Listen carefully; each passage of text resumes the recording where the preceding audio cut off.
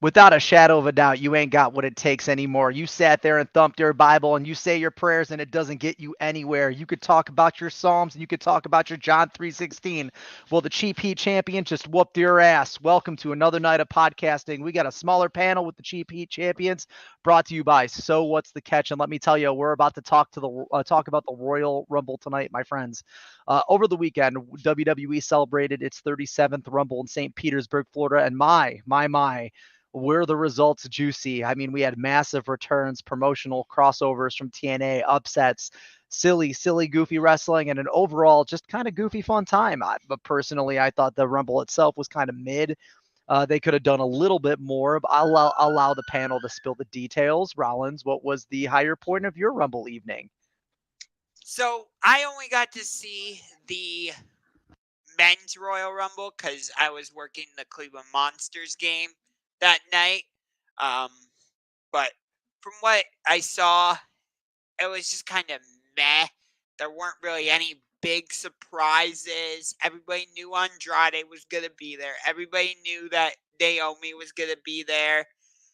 Um, I'm not going to get into the reason Braun Breaker took the spot of Brock Lesnar because personally, I just don't feel comfortable talking about all that stuff. I know you guys are going to get into it at a later date, but Possibly even tonight on a smaller scale. but Out of respect for the community, I think it goes to mention that, we committed last week to kind of dissecting the Vince McMahon thing, and the obviously the expose had a direct impact on the success of Royal Rumble, not just in terms of the function itself, but also everything that happened post press and throughout the weekend. But yeah, man, you're the women's rumble was fantastic. The men's rumble was kind of, man, you're not wrong. It was kind of, the men's rumble was kind of lackluster. Other than the finale, I kind of saw everything else coming. But there's also speculation that CM Punk knew he was injured and they placated into that for the ending. Rollins, do you think that was the case? well, first of all, I love this comment by Thomas French. If Brock's downfall finally gets Braun Breaker on the main roster, I'm all for it. As am I. I have been wanting Braun Breaker to be on the main roster. Once the Bobby Lashley, Bray Wyatt stuff fell through at WrestleMania, can't hear you, Shane. Oh, I'm sorry. Go ahead.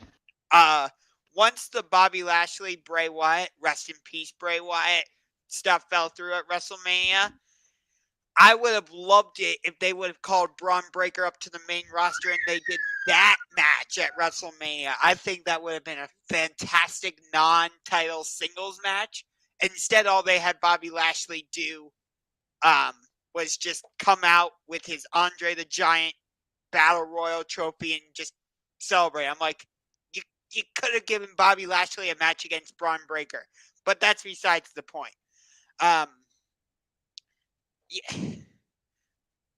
One of my biggest issues with this year's Royal Rumble was the lack of NXT talent.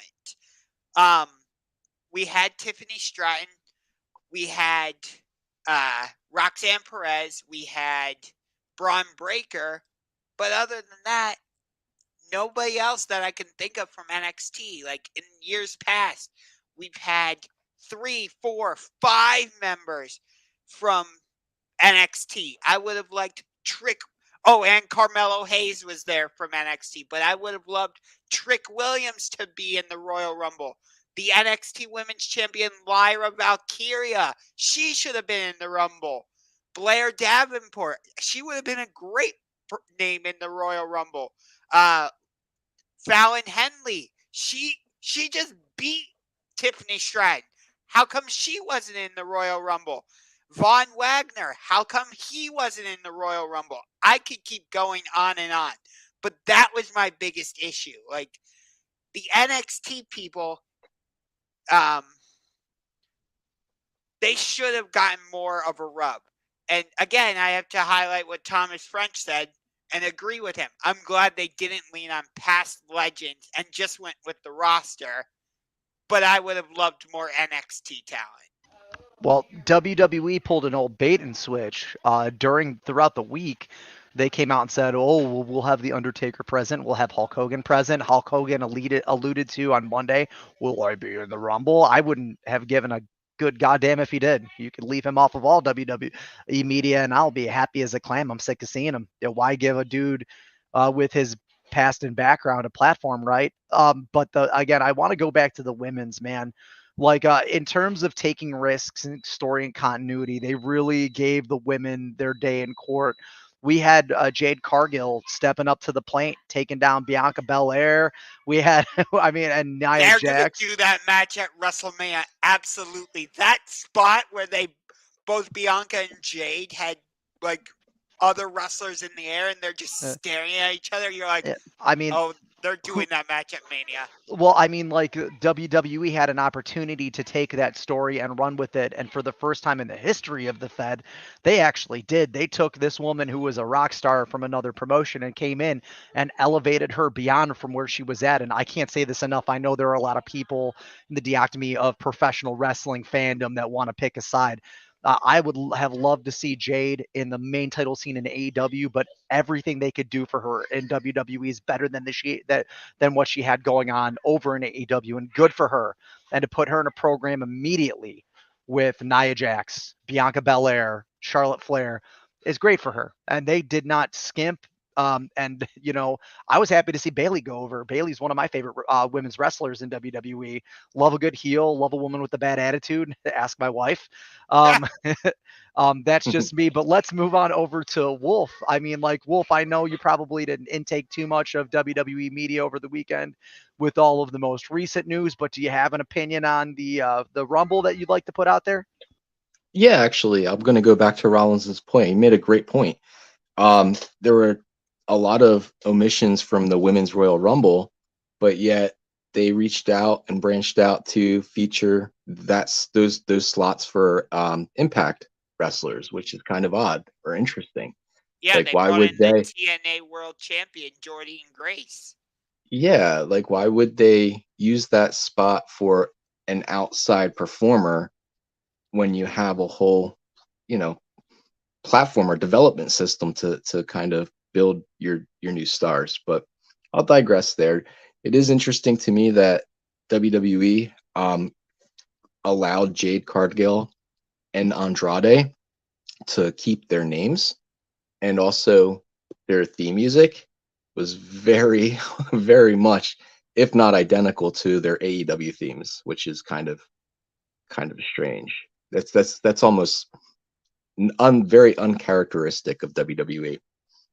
Um, okay, so Thomas French is saying they have to use some TNA with the Endeavor partnership. I mean, I guess they want that partnership to be healthy and sustain.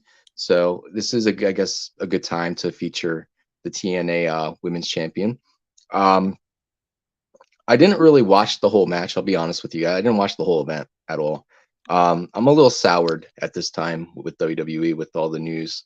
Um, and I haven't really been an active fan for years. Like I'll watch it and I'll watch it especially to kind of chime in on these pods. But yeah, I just had a real difficult time thinking about the Royal Rumble this weekend, and I really had no interest in like seeing the results, to be honest with you. And that's a Um, fair point, Wolf. And I respect that. By the way, Shane, as of right now, I've heard that SummerSlam is probably coming here um, to Cleveland. So it would probably be at Cleveland Brown Stadium, although that has not yet been confirmed. Um, The rumors are a buzz. I mean, if a WWE PLE comes to Cleveland, you know where we're going to be front and center. I don't know if I would go because of my phobia of pyrotechnics and WWE at an outdoor stadium. Probably not a good mix for me, yeah, but if Cody's going to be there, you might want to avoid. oh no, WWE in general at stadium shows likes to go over the top with fireworks and Yeah, all that. So Well, I wanted to touch on Wolf in a comment that he made. I feel the same exact way. Right now, it's hard to intake any W. I watched Raw. Obviously, you guys know me. Like, even if there is a part of the product that I'm not happy with, whether it's within the ring or outside of it, I tend to generally intake the media just so I'm informed. But like, I'll tell you what, I am soured in recently, especially in intake. I mean, it's hit after hit after hit, and this in these past 6 months, the WWE just can't seem to not stay out of the light of controversy, and this most recent batch of affairs, especially worse. We're going to talk about, we're planning on something within the community in terms of podcasting for that, but we're going to talk about that later here in the event. Again, to highlight the Rumble, I think putting over Bailey was absolutely amazing. Cody Rhodes, good for him. I still don't think he's going to finish his story. We're getting 2K24 with an unfinished story mode, which, great. In terms of the Braun Breaker thing, Rollins, that great. I thought that the men's Royal Rumble was mid. I felt that the women's absolutely showed up to the fucking party, which was incredible. But while we're sticking with things that happened during the Rumble, following the Rumble, we got the news that CM Punk incurred yet another injury, torn tricep, something that he incurred over in AEW, um, preventing him from living up the dream of main eventing WrestleMania, which WWE came out and said that he was going to, and now he's not, post injury. That they put out this big press release. It's not happening. Sorry, guys. Now there's a lot of working pieces in play in regard to the unfortunate news. My favorite being a meme with Drew McIntyre that he posted himself last night, throwing a peace sign in front of a gravestone that said CM Punk's WrestleMania dreams. I mean, like honestly, the petty in me wants to be like, hey, fuck Phil Brooks. Congratulations, you've reaped what you sown. Karma came back and bit you in the ass, dude. I don't want to see anyone be injured, even a complete asshole like him. And how he's touched these companies, but have Drew have done it after, after after what was it? Poetic. It's poetic. Yeah, it is kind of poetic justice. Let me just say this really quick on the Vince McMahon stuff. I hope AEW tomorrow night on Dynamite, I hope like nobody comes out and their promo and says anything about it. Like Wolf and I were I don't talking think. about that before the show. Agreed. I hope Yeah. if What's there to Swerve cuts say? a promo, for example, I don't want him to say anything about it. Or if Samoa Joe, our AEW World Champion, cuts a promo, don't say anything about it. The one person who especially should not say anything Here about it, goes though, Max Chris Jericho. Not Max Caster. Well, okay, Max Caster is another name, but I was thinking Chris Jericho, given his current situation. I mean, oh God, we were on Punk and now we're backtracking. Yeah, let's get back on Punk for No, a I minute. just wanted to throw that in. He had to make the Jericho gentleman out of respect. Yeah. The Jericho thing was a clear-cut case of the WWE troll farms attempting to poison another promotion. You have at this point we have all of the information on that, right? Hausman is a known bullshit vendor. He's been ousted for fucking bullshitting other aspects of the news in regards to AEW. I want, in terms of the Vince McMahon, the news, we have enough evidence to corroborate the idea that he did what he's being accused of, as opposed to Chris Jericho, where they had zero evidence. As a matter of fact, the person that had been accused of assaulting came out and said nothing happened. And then Nick Hausman backtracked and said, well, I was only implying, like a fucking cuck.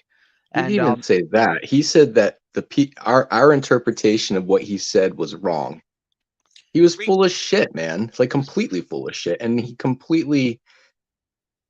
It was just obvious. He was full of shit. He got called out, and then he couldn't even backtrack. He just tried to like change whatever. Well, I mean, shame on you, internet wrestling community. Like, for real. How Like, dare I'm you. sorry, I'm gonna say it plain as day. Like, you WWE tribalists are like the worst. You're like the people that were brainwashed by Germany during the World War. Like, think for yourselves. Look at the big grander picture. Look at the evidence. Don't come chasing people for no reason. And listen, I get it. Like, for every abuser out there out in the wild, fuck you, go to hell, burn in hell. You deserve every bad thing coming to you. But to falsely accuse someone of something so egregious when they're, they're not doing anything harmful to anyone other than portraying an asshole on television, like I'm an asshole in real life. like I'm not. Chris Jericho's the nicest guy in real life, and here I am, yelling at my kids every day. Like it just fucking it flabbergasts me that people are so deluded and empty-minded not to come to the conclusion on their own by looking at the information instead of looking at some fucking prick like Hausman and just running with whatever he says because they favor a promotion. Shut the fuck up forever. Anyway, getting back to Punk, though. Also, fuck CM Punk. Back to Punk. So, yeah, I mean, Thomas French said it. Like, what's weird is the Future Shock DDT that McIntyre hit on Punk didn't look botched. It just looked like Punk fell on his arm wrong. But Punk's made of glass. The yeah, real question is he made of real glass? he might be. Yeah. Honestly, at this point, he should just retire because every time he's tried to make a comeback, either he gets in trouble and gets suspended, or he gets injured and he's out for several months. It's always one of the two. Like, he was the AEW World Champion. What happened? Out with an injury. Becomes world champion again. Hurts his foot. And all that shit. He torn his tricep back then too. Yeah. Yeah. So, and then you also had everything with, Brawl Out. Go ahead, Wolf. Yeah, I'm sorry, Rollins. I didn't mean to interrupt you there. No, you're good. But I got a lot to say about Go CM ahead. Punk. So, first and foremost, as soon as I saw Punk, I did tune in Raw I only watched the opening segment with Punk. But as soon as I tuned in Raw and I started seeing the tears, I was like, oh my God. He's literally playing his greatest hits from AEW. Like he had some really good moments in AEW. He made some really good music there, laid down some really good tracks, and he just all he's done in WWE is just re-release those same songs on a greatest hits album. And they're all just he's horrible, man. Like it's just one promo after another that we've already heard in the last year. Like, come up with something new, bro. I thought you're this man that I thought promos were your thing. I felt like that was your strong point. Like, and you're not even you're doing them all over again. It's just redundant. Regarding another thing, people were questioning, is this injury legitimate? Because sure enough, Drew McIntyre hit the ring and there was some physicality there at the end of the segment. Now, I don't know if you guys remember, but Punk refused to get physical in AEW when he was, I think it was his foot. Not sure. I digress there, but he refused to get physical until he was completely healed. Like he went on the record saying he will never put his health under anybody else ever again. So that's kind of weird that he was willing to do that for WWE, or maybe forced to do that in WWE. I agree. The injury did not look, Thomas French, that injury did not, or that bump or whatever you want to call it, did not look bad. It looked like, but then again, maybe we just couldn't really see. Maybe the angle wasn't good. I don't know. Or maybe he's just made out of glass. Maybe he's just fucking made out of glass. Wolf, I'm gonna comment on what you said and bounce it back to you. You made the reference to bands putting greatest hits compilations together. One of my biggest gripes in music is when a band takes something they've written, and it was so fantastic, and they don't put it on a greatest hits album. They rewrite the song to update it.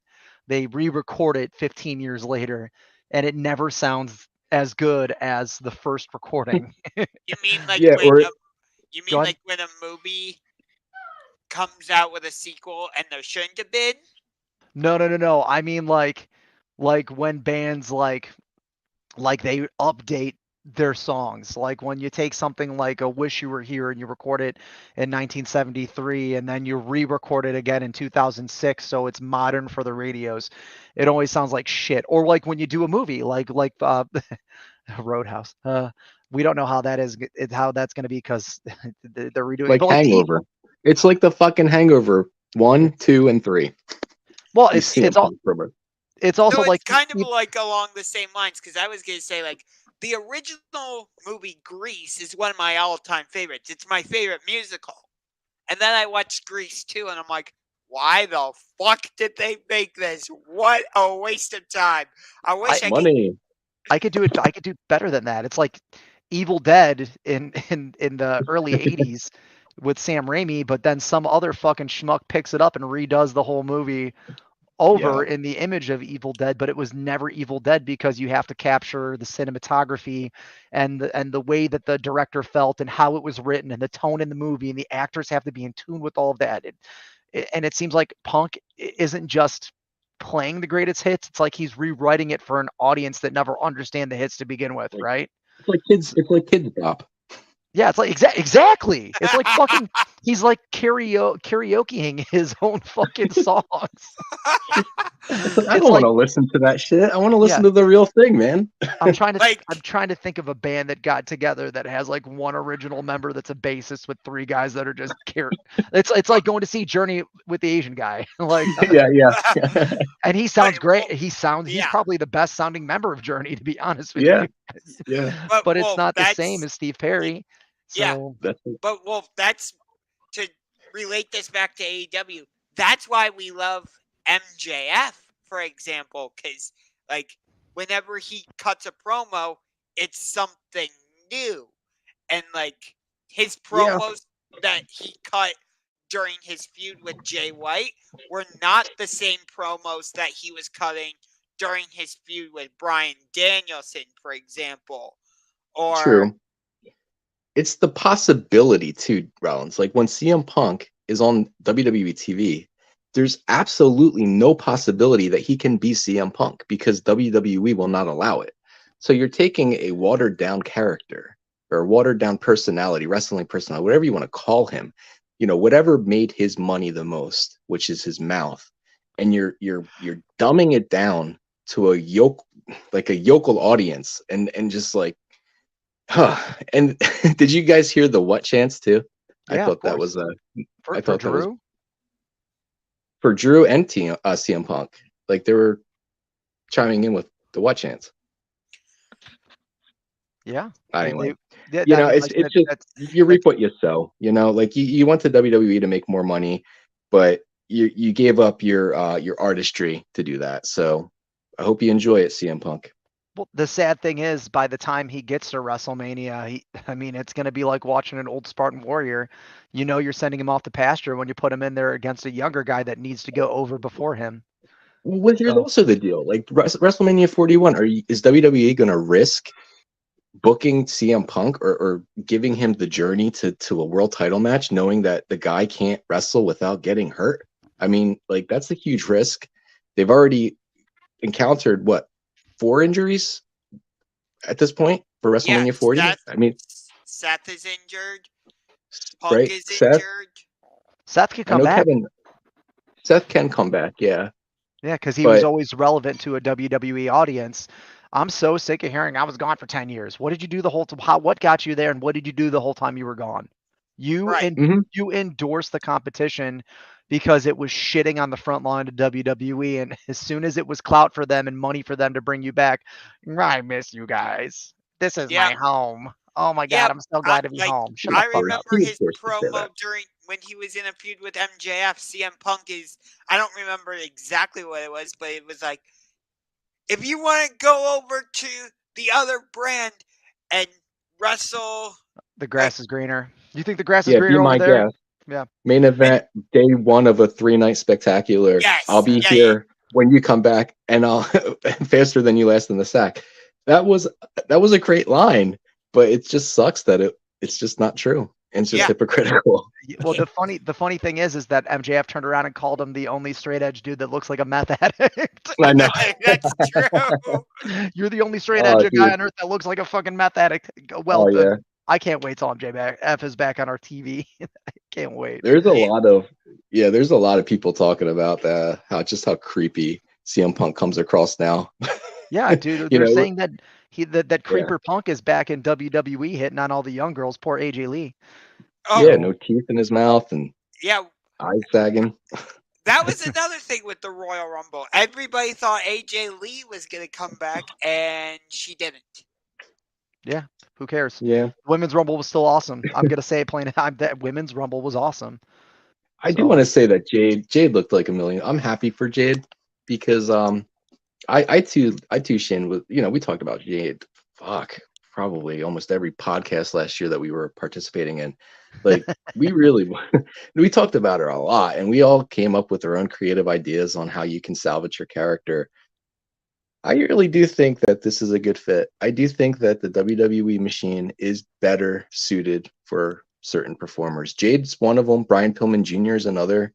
Can't really think off the fly here, but you know what I'm saying. Like it's the perfect opportunity for a specific type of wrestler that just needs to kind of need that little direction. So happy for Jade. We have Thomas French in the comments, new to our live panel. I want to say thanks for showing up to the party. He made a comment that Seth needs to drop the titles and rehab his injuries. Yo, bro, I actually agree with that statement. I want to say that I love Seth Rollins. I preferred him as Tyler Black. His best run was in Ring of Honor. I'm never going to step down from that. He was a little more unrestricted, but everything he's done in WWE has been fantastic. Typically, everything he touches turns to gold. I don't appreciate how they're rebranding Cody Rhodes for his title as opposed to Roman Reigns, because it's clear that they're going to pass the torch off to The Rock with Roman and make him head of the table. That the IWC was a buzz this morning. I wasn't going to bring it up here during this pod.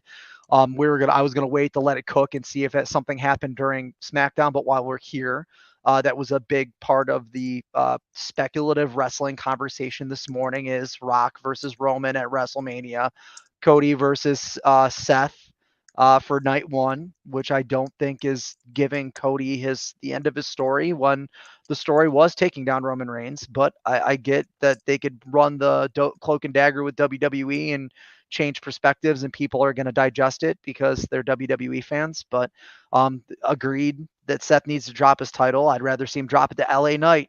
Yeah. So. By the way, Thomas, if you want, I can put the link to come backstage in the live chat. You can join the show if you want, if you would like to. I think we'd be all right with that. So let us know if that's something you would be interested in. But in the meantime, we're going to move over to, Pro Wrestling Tees. Yeah, Pro Wrestling Tees has been contacted legally to drop all Kazuchika Okada merchandise. That means means he signed. That means he signed with somebody. With somebody, but isn't like AEW wrestlers have tees on Pro Wrestling Tees? God, we could go right back to Punk with this conversation. So remember during Brawl In Brawl Out, how I was like getting it like into the legal logistics of merchandising. Yeah. AEW utilizes a service like Pro Wrestling Tees, and a lot of guys in AEW have conditional contracts that allow them to continue to work the indies. Like Colt Cabana is a perfect example. Colt Cabana can sell his merchandise on AEW, shopaew.com, but also Pro Wrestling Tees. MJF can't.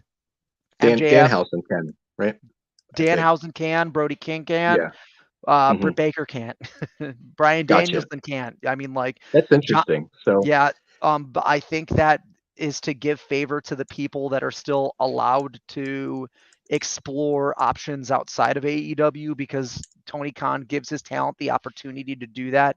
But it could be New Japan forcing Pro Wrestling Tees to take it down, because they'll still have a license agreement to sell his legacy merch through his transition. Now, I don't think that them taking down his merchandise is indicative of an idea that he's signing with anyone.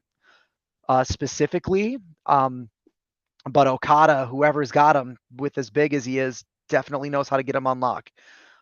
We'll know sooner than later. I think by Revolution, we'll know where Okada is headed. He's still kind of perusing the indie, For sure. local, multi-promotional scene. So we'll Yeah. see. I don't think he's going to the Fed. I hope. I'm not going to say I don't think anything is possible in this day and age. So, I mean, Hey, speaking of that, did you hear that Will Ospreay is probably coming to AEW full time starting February 12th? sure did. Yeah. They're going to drop him Yeah. from Don Callis' family, but we're going to stick with AEW. The IWC is a buzz over reports of the headliner to Collision this Saturday where FTR and House of Black faced off in a steel cage match. But what exactly were the terms of this match supposed to be?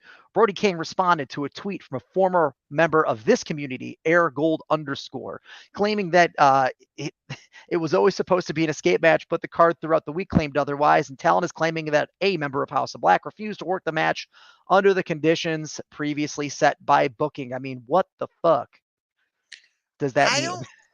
I don't know.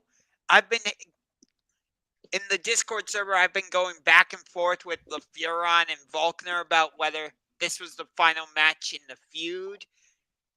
In my opinion, I think it is because a lot of times steel cage matches are used as the blow off match in a feud.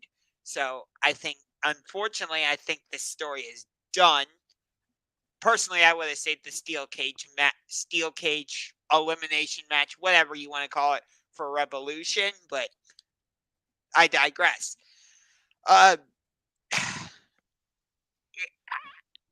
Yeah, I don't know what all the confusion about it. Like, because Dax Harwood, when he made the challenge, he said 6-man steel cage elimination match.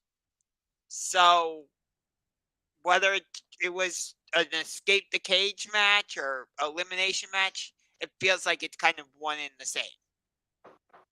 Yeah, I think AEW just has issues sometimes conveying different things like this, for example. I don't think AR Gold was incorrect in calling this out. I don't think that he's saying that AEW misadvertised or didn't advertise the match correctly. I just think he's calling them out saying, hey, you guys really did a good job with this. Like, we kind of as fans want to know or have an expectation of the rules before the match starts. So the match was great.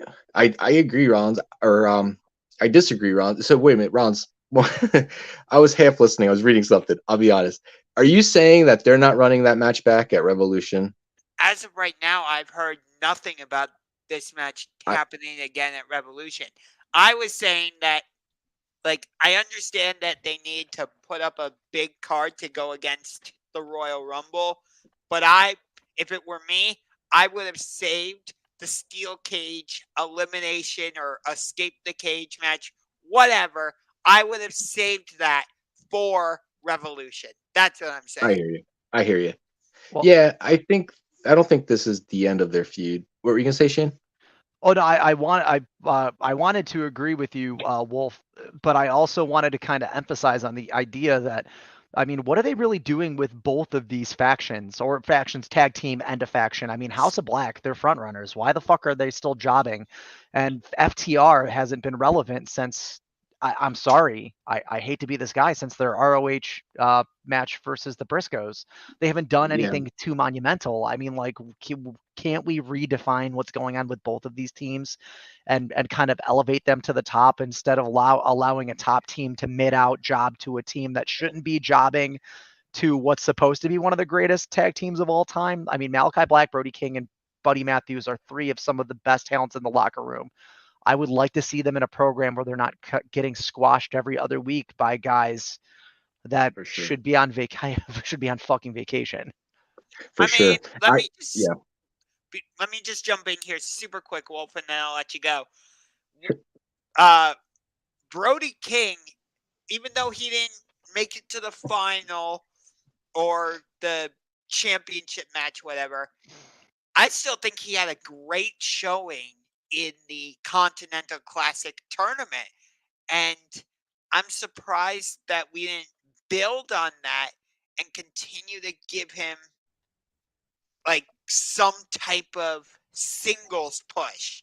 Like keep Brody, keep Malachi Black and Buddy Matthews as a tag team, and then give Brody King some type of singles push. I would have been fine with that. Have him feud with Miro. Have him feud with Powerhouse Hobbs. You know, have him feud with Wardlow. Oh, I know I'm naming all the big guys, but it's just because those are the names that are first coming to my mind. But why not? Wolf, go off. Go off. I want to comment on something Thomas French said, but I'm gonna let you take all the time that you need, bud. Sure. I won't be long. I just want to say real quick. Yeah, I agree, Rollins. Like, I think the House of Black as a trios has kind of run its course for the time being. I'll say for the time being. I'm not saying you can't revisit it later down the road, but I think people are more interested in seeing either a Malachi Black singles run, a Brody King singles run, or even a Buddy Matthews singles run at this point. Like, we want, and then the other two can pair off and maybe even win or a tag team title. And that's another issue, is like the tag team championship are pretty much handcuffed. And we know what's going to happen with it, but ultimately it's been handcuffed on the wrong tag team.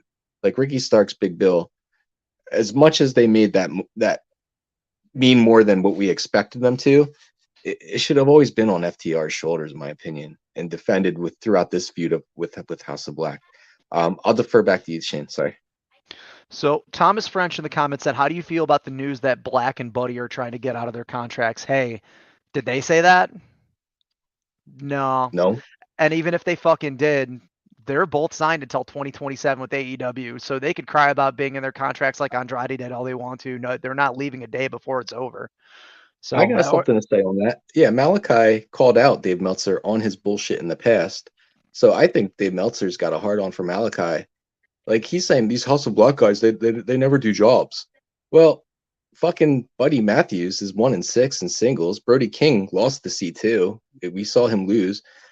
Malachi Black, I mean, I can't honestly remember him losing a match recently, but I can't honestly remember any singles matches with him at all. You know, his like, last singles match was in 2022. Was it for real? Well, geez, oh man, like, how could you honestly sit there? He had a couple singles matches against Cody Rhodes. I remember that. 2 years ago. So, like, I really do think that Dave Meltzer, like, for all the grief that the fans like do give him, like, this is one that people really need to go after him for, because I think he's just full of shit. He's just doesn't. He's got like I said, he's got a hard on for Malachi Black because Malachi called him out on his bullshit a year and a half ago when he was on his hiatus for whatever undisclosed reason that it's none of our business. Like, just anyway, that's my opinion. Let me say this super quick. I know All In was a while back, but I loved the tribute that House of Black did before their Trios Championship match against the Acclaimed for Bray Wyatt with the fireflies and the lantern and all that. I thought that was really touching and beautiful. Yeah. Because whether you liked Bray Wyatt or not, he was revolutionary in the way he did his characters and all that.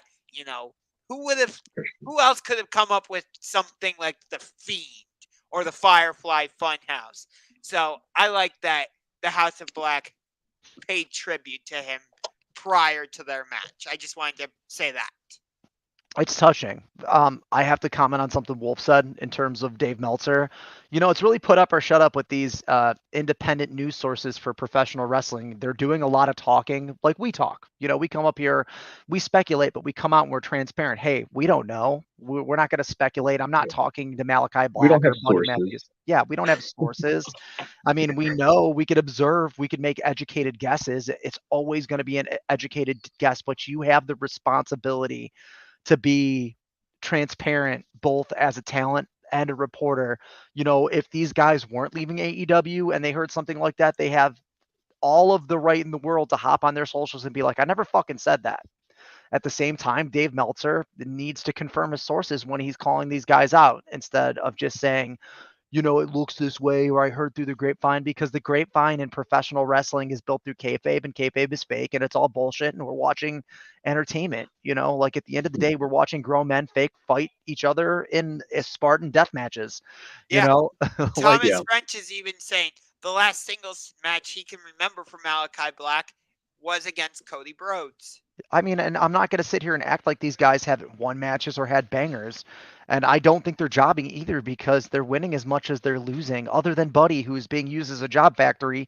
And he's probably the most capable professional wrestler between the three of them.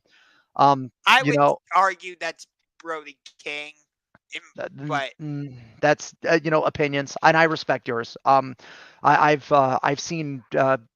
I've seen Buddy Matthews wrestle in New Japan, and he's a little more unhinged, a little less than scripted. It's good to watch. And Black did disclose, it wasn't undisclosed, that he was considering retirement in favor of him and Selena Vega running a wrestling and an MMA training school in South Florida. He said, I was going to do that. I might not ever be able to come back because I could have a life debilitating injury, but the addiction to the game brought him back. Not to mention, and TK came out and said this during the MJF work, when MJF sat on his hands while he was injured. He was also working for the the Von Erich movie as well, but that if you're going to choose to sit, you're also choosing to not get paid. So like he could, these guys, it's the Wild West in AEW. We know this much. They're doing their own creative. If they wanted to win, all they have to do is propose a scenario in which it looks better for the audience, and they're back in the good graces. I mean, we've seen what the House of Black can do when they're allowed to just be the House of Black. Like, remember the trios title match they had against Kenny Omega and the Young Bucks at Revolution? That was one of the best matches I've ever seen. I'm not saying it was the best, but in AEW, I would say that's one of the best matches ever. And it's a perfect example of what Brody King, Malachi Black, and Buddy Matthews can do. Like, if you give them the freedom to just go out there and be who they are. Yeah. Yeah, for sure.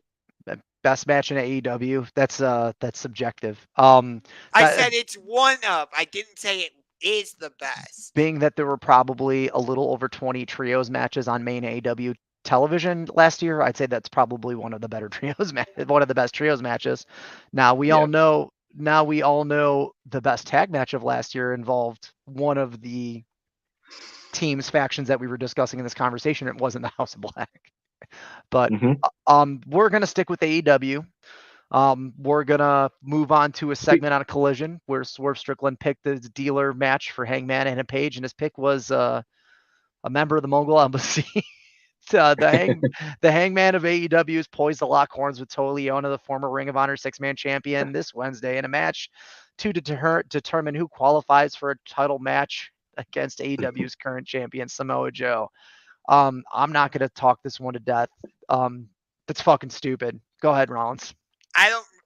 The flip side is Hangman hasn't said who Swerve Strickland's opponent is going to be, so we'll find that out tomorrow. So I'm a little bit disappointed because I won't be able to watch Dynamite tomorrow because I have to work the Cavaliers game against the Detroit Pistons. But Darius Garland is supposed to come back from injury. So that's so is CM Punk in 9 months. Sorry, RIP Darius Garland. WrestleMania. Sorry, Darius Garland is more important because he could help the Cavaliers make a playoff push and possibly a championship, although the Boston Celtics and Denver Nuggets will have something to say about that. We're talking real sports right now, Rollins, not sports entertainment. Anyway, I digress. I don't have much to say about this. Like I said on Dynamite last week I thought maybe Hangman was going to choose Claudio Castagnoli because of the way Claudio just went right at Hangman, and the two of them had an absolute war on Dynamite back in Jacksonville. So I thought Hangman would show Claudio that respect and be like, go do that same thing to Swerve, but that's obviously not happening. So Hangman's going to win, and we're probably going to end up getting the triple threat match at Revolution, and we'll go from there.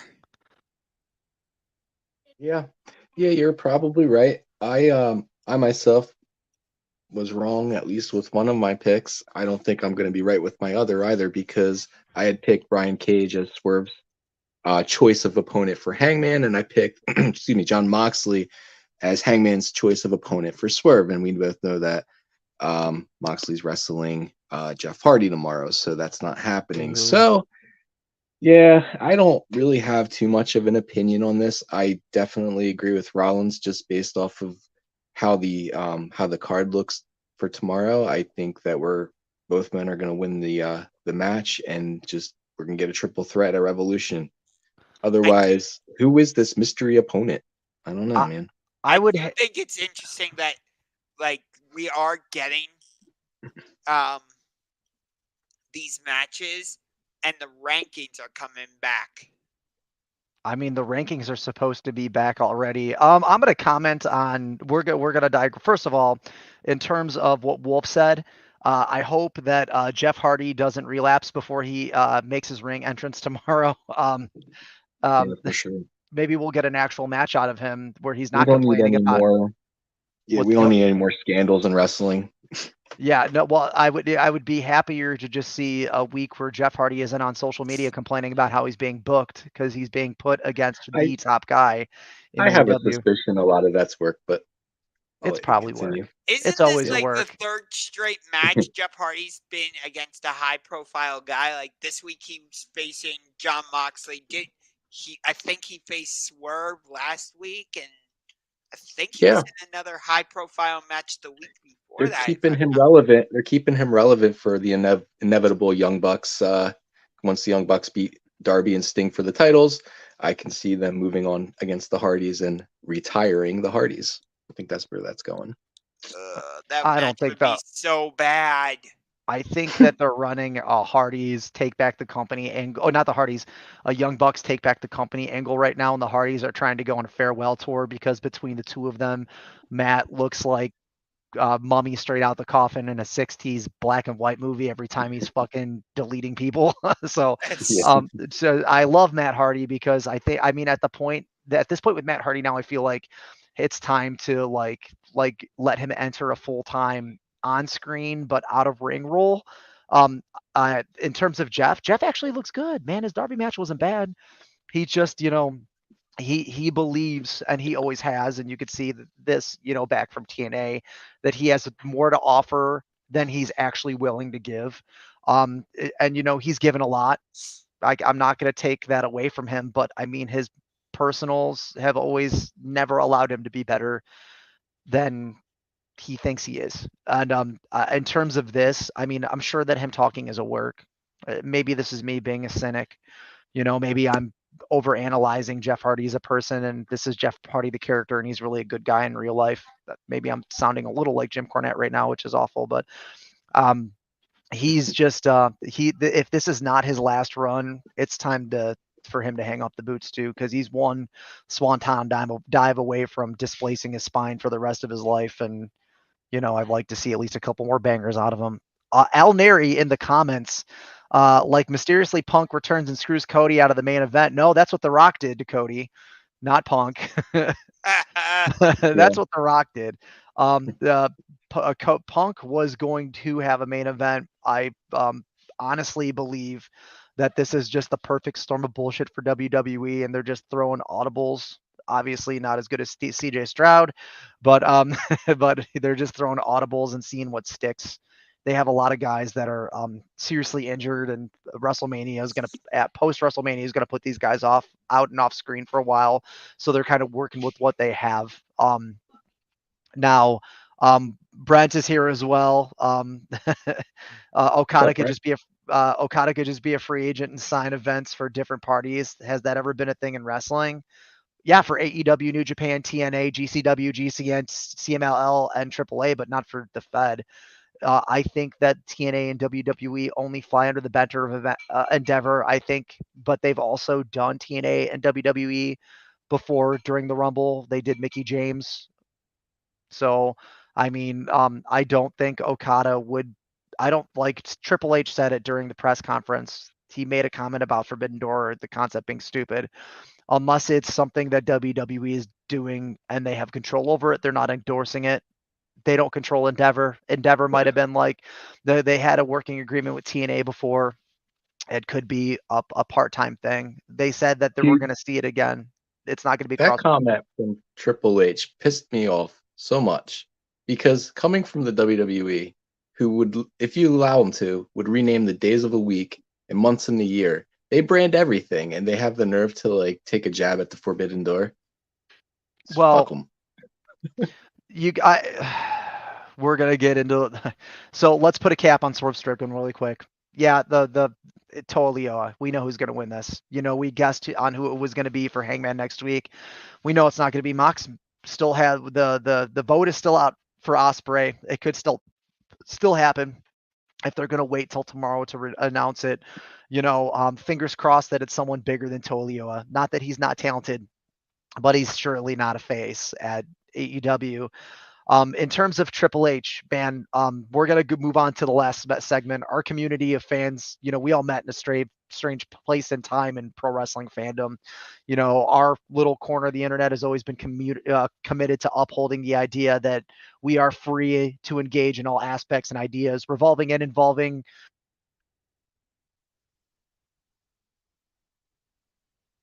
Oh no, Shane, I think you froze. Yeah, Shane, I think your screen froze. That can be a double-edged sword. Am I getting booted by Oh, oh, WWE? Sometimes we have to discuss the bad stuff. Last week, news broke of a incredibly massive scandal, including that broke, the Vincent Kennedy McMahon and exposed him for things that he's been doing that aren't secrets in the industry for the better part of 30 years. Now, I wanted this segment to be more of a preview into a small series that our community is going to be rolling out in regards to, this subject, the timeline and people that could be involved, how this is going to affect the greater wrestling communities, how this affects the WWE, how it kind of, cheapens the history of the product and how his face is kind of, like we're talking about something that's Epstein grade awful, I know everyone here, Rollins, I know you want to be far removed from these pods. That I respect. Wolf and I are basically spearheading most of these chats. But, in terms of the Triple H comment, I'm in the same position as you are. Like, and then to admit in the same panel that you didn't read the deposition, like you didn't have to read it because you probably knew everything that was in it.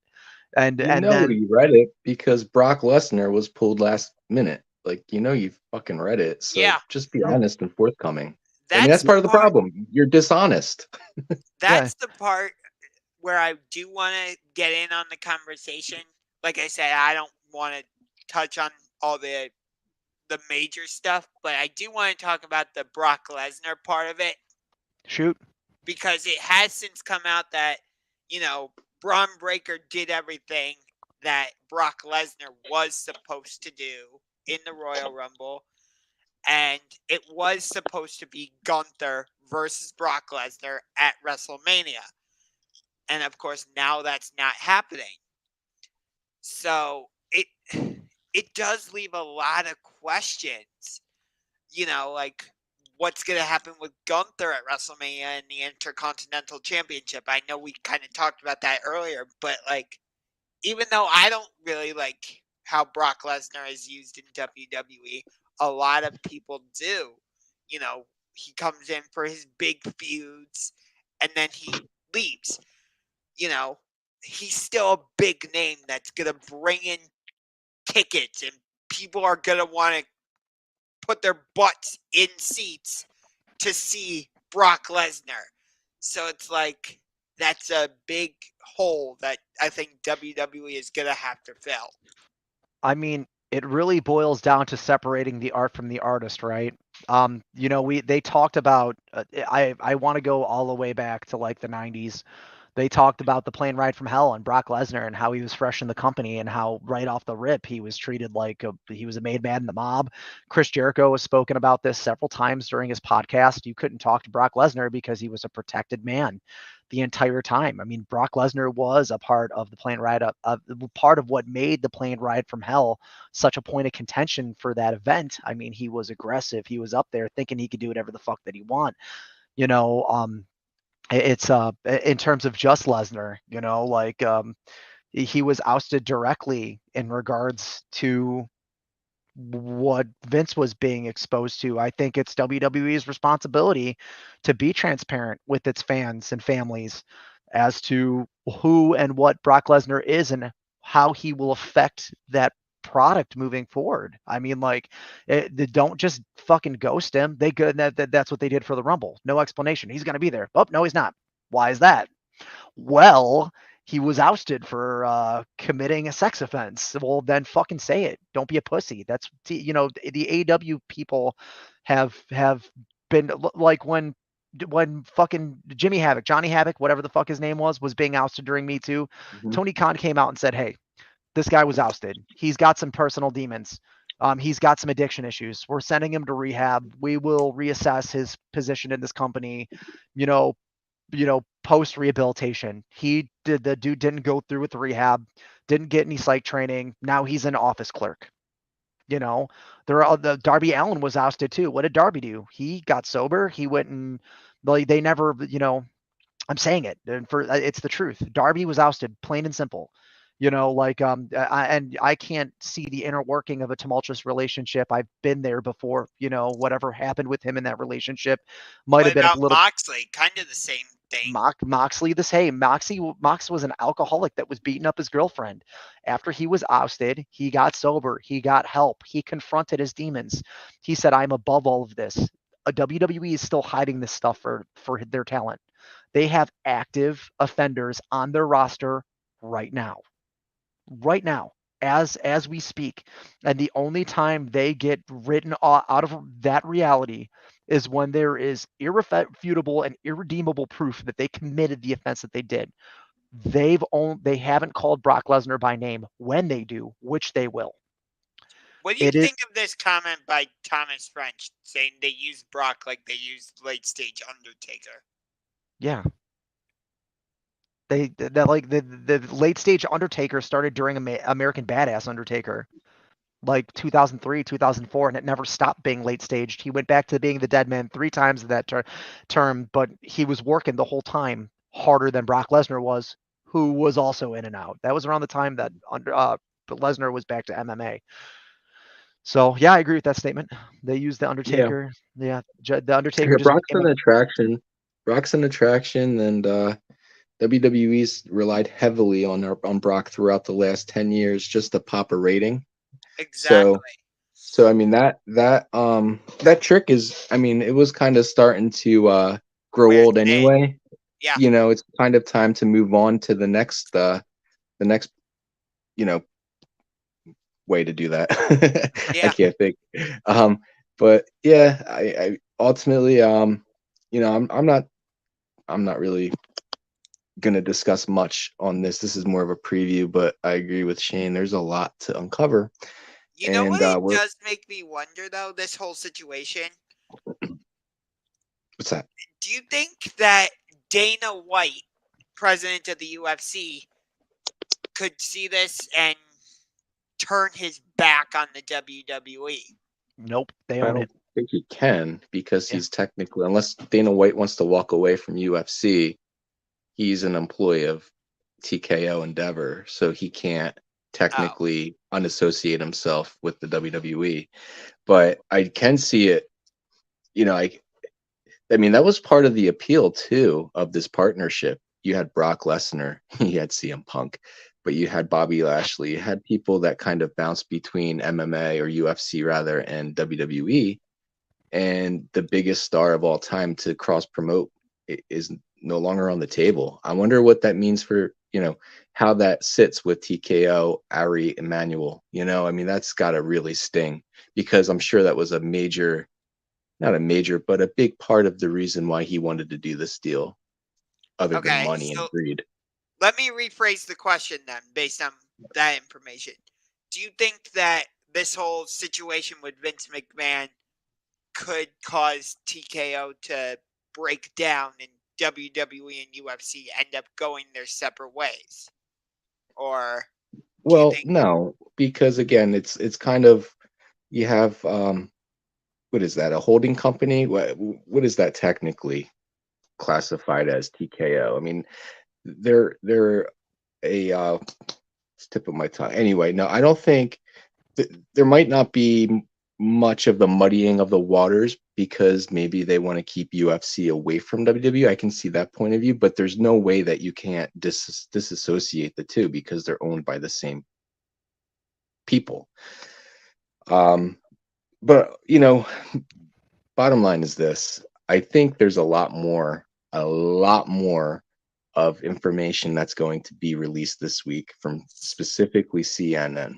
CNN has been taking this story and really running with it. They've uncovered the fact that Vince McMahon was retained on Endeavor's payroll, despite Endeavor and Ari Emanuel's open knowledge of these past deeds. Why is that? Well, I'm sure we're going to find out why. I do have a hunch. I'll save it for our podcast. Additionally, there's just so much to really discuss here. You're talking about one instance of an NDA of a 3 million, which was paid out in 1 million, but yeah, 3 million payout. There's $17 million in NDAs from the past 20 years. 17.3, baby. 17.3. Yeah. If you look at these various instances, there's a timetable for that. There's also a timetable with regards to how WWE operated with their talent cuts. I think there's a correlation there. There's just a lot of breaking the law, that's going to be uncovered throughout all of this. I don't, this was a civil suit. It may continue to be a civil suit based off of Vince McMahon's comments that he's going to fight like hell or whatever to clear his name. I don't see how that's even possible. Of course not, but there's criminal accusations being made, so we could see a lot more information. I think we're going to get a lot more information this week. So it is the responsibility, and we're going to move on to the count out after this, gentlemen. Wolf, thank you so much for your comments on that, because we really could go off the cuff on this. We've been discussing it ad nauseum on the main page, and I don't want to burden Rollins with being forced into engaging this conversation. I know, for sure. I know everything we do in our community is voluntary, and in terms of the semantics, I wanted to leave that to people that volunteered to engage in this conversation. So out of respect, all I'm going to kind of note on that is it is the responsibility for WWE to engage this from a perspective of understanding and healing, as opposed to hiding in subterfuge. From this point on, they should undertake the idea that that they have to embrace the worst parts of whatever comes out of this. I think that's the only way as a company that they'll be able to rehabilitate and move forward, and then structure it in a way that anyone connected to Vincent McMahon, anyone that's named in this, has to be so far removed from WWE as to never be involved with the product again whatsoever, not just to hold them accountable for what they've done, but to prevent anyone else from infecting the wrestling as a whole, to have ever allowed society. or society. Yeah, I mean like this is a multifaceted statement. Throughout the years, we've found politicians, churches have celebrities have perpetuated the fraud, hidden in plain sight and used and abused. We need to kind of get together as a, not just a community of fans, but as actual humans, and kind of not just protest that, but kind of stand against it. But obviously, you know, that this segment was built to allude to the idea that we're going to be doing some one-off podcasts, some roundtables, if you will, that where me, Wolf, and a handful of other guys are going to kind of talk about this.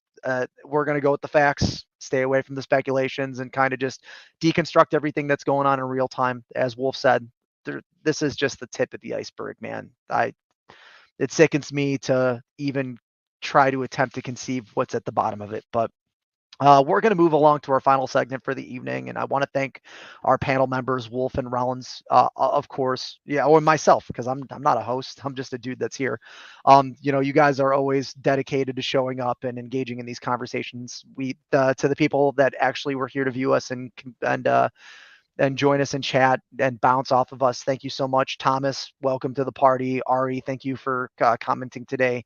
Um, you know, for in terms of the count out, there's nothing that I really wanted to go over. I wanted to kind of go back to the second topic of CM Punk and say, you know, I never want to see anyone get injured. You know, the Punk thing burned me. I spent a greater part of my last year deconstructing his situation. I wore a tinfoil hat for a very long time, but he's a human too. And I know Punk the person and Punk the character are not too far removed, and he's always going to be a hypocrite, but he's a hypocrite with the place, and he's doing, you know, some good. You know, he was genuine and how he spoke on the Make a Wish shit last night, and his buddy with cancer, and everything he does for the LGBTQT community. When people engage these topics, you know, keep in mind that these performers are human, and even although they can be assholes, that they have the power to do just as much good as they can bad. And get well soon. For as much as you're fucking assholes, Phil Brooks, get well soon, buddy. Good luck at WrestleMania next year. Go ahead, Rollins. So first of all, I want to echo what you said, Shane. I want to thank everybody who commented in the live chat. So Thomas French, Shane Spone. Hopefully, I'm saying your last name correctly. Oh, fuck you, dude. uh, It's Spawn. It's Spawn. It's like John with an SP. Oh, got it. Al Neri and Brent as well. And then for my count out, I'm kind of disappointed that they did Sami Zayn versus Drew McIntyre on Monday Night Raw last night, because I thought that would be a great WrestleMania program and a subsequent match. But the fact that they just did it on regular Monday Night Raw, I'm like, oh, come on. Like, I feel like that takes a little bit of the steam out of it. I'm like, what? Don't do it on Raw. Save it for WrestleMania. Then you can really dig into the feud and go all out with it. So I'm disappointed about that. All right. I really, like I've said in the past, when we get to the end of the show, I really don't know what to say. I don't really think that much ahead. I just want to kind of reiterate the importance and necessity that AEW brings to the wrestling industry and landscape in North America. I think that having one monopoly is just such a bad thing to have. Like, we need the options. So even if you're not a fan of WWE, or if you're not a fan of AEW, just respect that. You know, it's good to have these different options, because you never know. Maybe a month, a year down the road, you might become a fan of the company that you don't seem to enjoy presently for whatever reason. It's good for business. It's good for the wrestlers. We need to respect the wrestlers and everything they sacrifice to entertain us. And that's not just their health, that's their mental health. That's their time away from their family. That's, you know, it's all encompassed. So they sacrifice a lot to, granted, it's a dream job for them, but they do sacrifice a lot to entertain us, and we want the best conditions for them to work in an industry that allows them to get compensated the most amount of money. So with that being said, you know, I pass it back to Shane. All right, guys. You know, great pod tonight, gentlemen. I want to thank our panel again for the third time. You guys are diehards for the community. For those of you that don't know the community, we're a collaboration of, you know, all corners of wrestling fandom. We're kind of like a hub of sorts where we all get together and communicate via Discord, Blue Sky, and here on YouTube about our love for the sport of professional wrestling and the As entertainment well, aspect. Yeah. as well as the UFC. As well as the UFC and occasionally the NFL and NHL and MLB during peak seasons, the NBA as well. For those of you that commented tonight, if you want to keep the conversation going, you're welcome to join us on Discord. The link is in our description. We tend to be pretty active, and if you guys want to stay up to date on anything that we're doing with podcasting news or roundtables, hit the subscribe button. Click on the alerts. That's what YouTube has told us to say if we want to stay relevant, though we don't care if we do or don't. And with that being said, gentlemen, until our next one, good night, farewell, and bang. There you go. Enjoy Dynamite tomorrow. Looks like it should be a good episode. SmackDown on Friday.